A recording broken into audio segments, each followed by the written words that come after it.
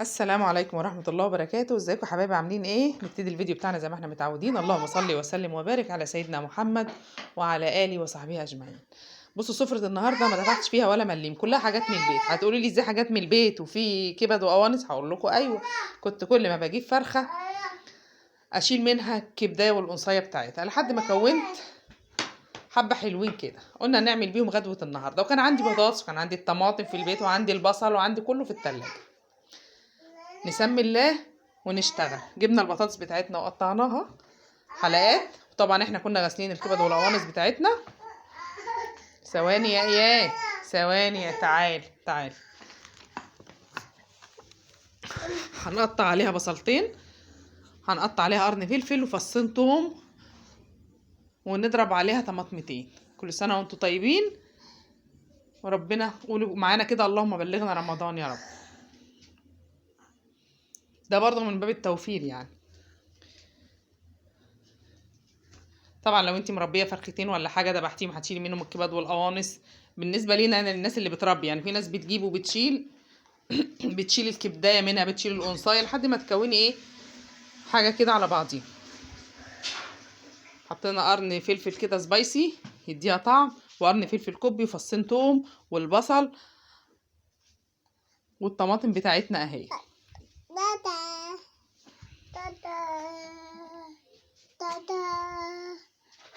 واكله وكان طعمها زي العسل.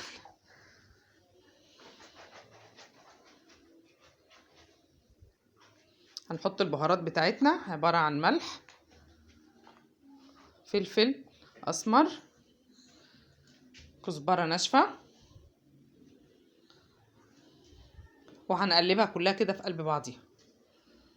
والطماطم بتاعتنا، عصير الطماطم بتاعتنا. عندك معلقه صلصه حطي، ما عندكيش خلاص ما فيش مشاكل. انا ما كانش عندي، انا ما جبتش ده، ما قلت لكم ما جبتش اي حاجه من بره، كلها من قلب البيت. وفي نفس الوقت وجبه حلوه، وممكن تعمليها سفره حلوه في رمضان برضو، من باب التوفير برضو في الغلا اللي احنا فيه دوت.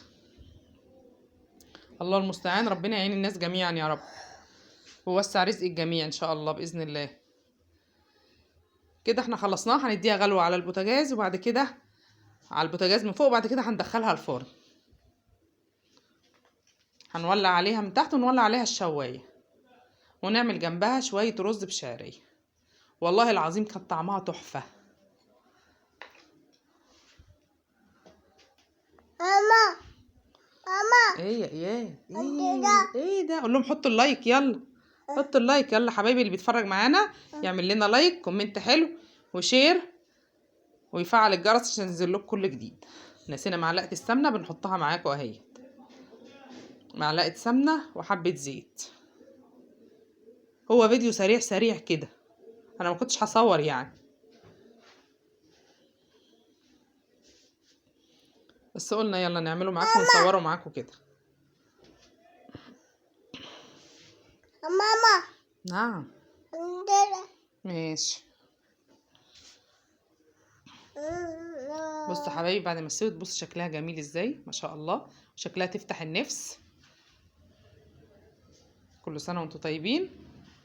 نعمل بقى جنبها شويه رز بشعريه زي ما انتم شايفين كده، ونطلع بقى حبه رز كده مع حتتين بطاطس وكبدايه مع قنصايه، ونحط لكل عيل في الطبق بتاعه، وتبقى فطار جميل غدا جميل، والحمد لله ونحمد ربنا.